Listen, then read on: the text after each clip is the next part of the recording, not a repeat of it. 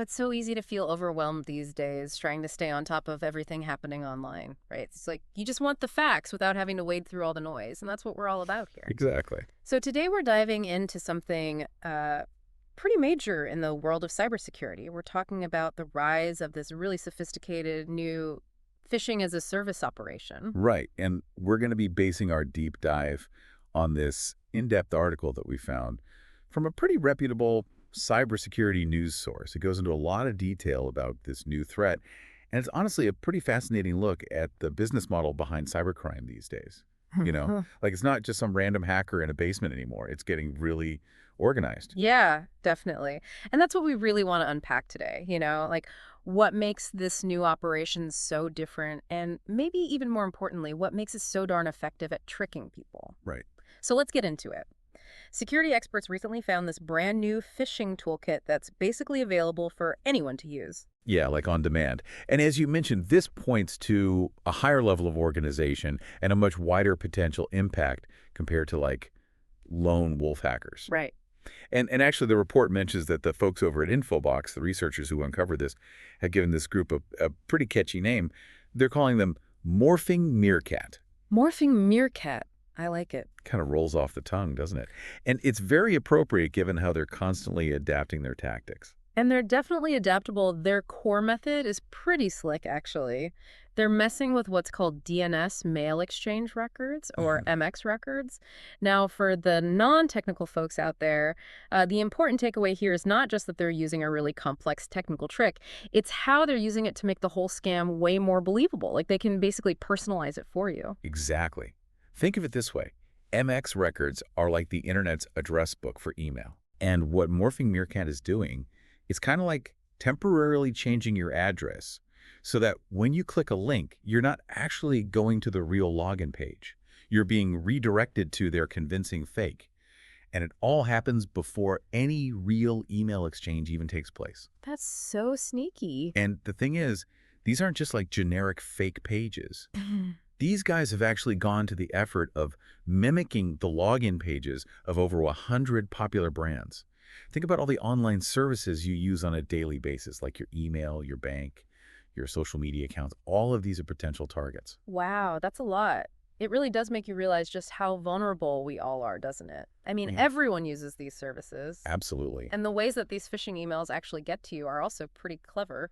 Oh, yeah. One of the methods they're using is something called open redirects. And they're using this on advertising platforms. Do you know how sometimes when you click an ad, it kind of like goes through another website for a split second before you reach the actual page you were trying to get to? That's an open redirect. And that's what they're exploiting. So you might see a familiar ad domain at first, which makes you think everything's okay, but then bam, you're redirected to a malicious link without even realizing it. Yeah. And another method they're using that we have to talk about is compromised websites. They use these to deliver these bad links, too. This could be super effective because you might actually trust the website already, even if it's been hacked without the owner's knowledge. So it just adds another layer of legitimacy to the whole thing. Right. It's like a double whammy. You trust the website and you think the email is legit. It's scary how good they are at this. It really is. And another common tactic they use is making the email look like it's a link to a shared document. We've all seen those emails, right? For sure. Like, so-and-so has shared a file with you, and you click on it thinking you're going to see a Google Doc or a PDF or something. But boom, you're hit with one of these fake login pages. It's a classic trick, but it still works. And the article actually mentions that these fake pages are often hosted on services like Cloudflare R2, which again just makes them seem even more legitimate. I mean, Cloudflare is a big, reputable company. Exactly. Everything about their approach is designed to make you feel comfortable, to make you think that there's nothing suspicious going on. It's pretty unsettling when you think about it. It really is. But yet, it's a multifaceted approach, right? Each method is designed to increase the chance that you're going to click on that link and enter your login details without a second thought. Right. And the ultimate goal is pretty obvious, right? Steal your info. Exactly, to steal your login credentials. And the report suggests that once they have your username and password, it's sent off through messaging apps like Telegram, which means they can access and use that information really, really quickly. It's like a well-oiled machine, you know? I mean, the article states that Morphing Meerkat has already sent out thousands of these spam emails. That just shows you the scale of this whole as-a-service model. It's crazy. Oh, absolutely. And their reach is global. They're using hacked WordPress websites to distribute these emails on a massive scale. And those sites are often less closely monitored, which makes them perfect for spreading spam. Plus, they're also exploiting vulnerabilities in some of the biggest advertising networks like Google's DoubleClick to spread these malicious links all over the internet. So it's not just like a few emails here and there, it's potentially millions of people being targeted. Exactly. And the really scary part is that these are not your typical poorly designed phishing attempts. These are sophisticated, very well put together. Absolutely. The report even mentions they've got multilingual capabilities, so they can target people in English, Korean, Spanish, Russian, German, Chinese, and Japanese. I mean, that's a huge range. It really is. It clearly shows that their intention is to target as many people as possible all over the world. And they don't just have the different languages available. The phishing pages can actually automatically switch languages, probably based on your location or your browser settings. So, for example, if you're in Japan, you would see a login page in Japanese. Makes it even more convincing, right? Yeah, it's like they're tailoring the entire experience to you. And this is where the whole DNS MX record manipulation thing really comes into play. Right. Because their tool can actually figure out which email service you're using. Yeah. Like if you're a Gmail user, Outlook, Yahoo, whatever, they can tell. Imagine this from your perspective. You get this email, you click the link, and you're greeted with a fake Gmail login page that looks exactly like the real thing. The logo, the colors, everything's right. You'd be less likely to suspect anything, wouldn't you? Definitely. I mean, I probably wouldn't even think twice about it. I'd just enter my login details like I always do. Exactly. And even if they can't figure out your exact email provider, they have a fallback.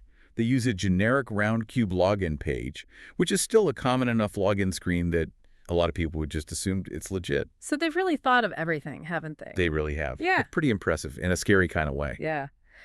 But speaking of impressive, we have to talk about how they managed to hide all this stuff. Because, you know, you'd think someone would have spotted this by now, right? Right. Well, they've actually built a number of evasion techniques into these fake pages. Oh, really? Yeah. According to the report, these pages are intentionally designed to be super complex. Not because they need to be for the actual phishing part, but to make it harder to understand what the code is actually doing. It's like they're hiding in plain sight. That's so clever. So it's not just about tricking the average user. It's also about making it harder for security researchers and, you know, tech-savvy people to figure out what's going on. Exactly. Yeah. They're creating all these layers of obfuscation. It's all about control. Like, they even disable common browser actions that might tip you off. Like what? Well, for example, you often can't right-click on the page. Oh, right. So you can't see the context menu. Exactly. And they also disable keyboard shortcuts that a lot of tech people would instinctively use. Like, you know, Creole plus S to save the page source, or Creole plus U to view the HTML code. These are things that people would do to try and figure out what's going on behind the scenes, but Morphing Meerkat makes sure you can't do that. Wow, they've really thought of everything. It's all about controlling your experience on that page and keeping you in the dark. So, okay, let's bring this all together for our listeners. Why is this whole Morphing Meerkat thing and this phishing-as-a-service model so dangerous? It all comes down to that personalized approach, right? Exactly. They make it look like the real deal, and they present it in your language, which makes you less likely to be suspicious. Yeah. The more familiar and realistic it seems, the easier it is to fall for it. Right. And the report really stresses that by making the phishing email and the login page match perfectly, they increase their chances of getting your login details by a huge amount. It's pretty scary how effective it is. It is. So, let's quickly recap what we've learned about this new threat. We've got this new commercially available phishing service called Morphing Meerkat that's using some really advanced tactics, including analyzing DNS MX records to figure out how to make the most believable fake login pages possible. They're reaching people through compromised websites and malicious ads. And on top of all that, they're offering multilingual support and using all sorts of techniques to avoid detection. The key takeaway here is that this is not your run-of-the-mill phishing scam. This is next-level stuff. Exactly. It makes you wonder, doesn't it? Like, if the login page looks exactly like the real thing, even down to the language, how can you tell it's a fake? And that's the big question, isn't it? In a world where these scams are getting more and more sophisticated, What are the less obvious clues that we should all be looking for? Right, because it's not enough to just quickly check the URL anymore. No, it's not. We need to be paying attention to everything, to the whole experience, because the threat might be hidden just beneath the surface, waiting for you to let your guard down. It really makes you think, doesn't it? It really does. So everyone listening, stay vigilant, stay informed, and keep those critical thinking skills sharp. And maybe double check everything. Until next time. See you then.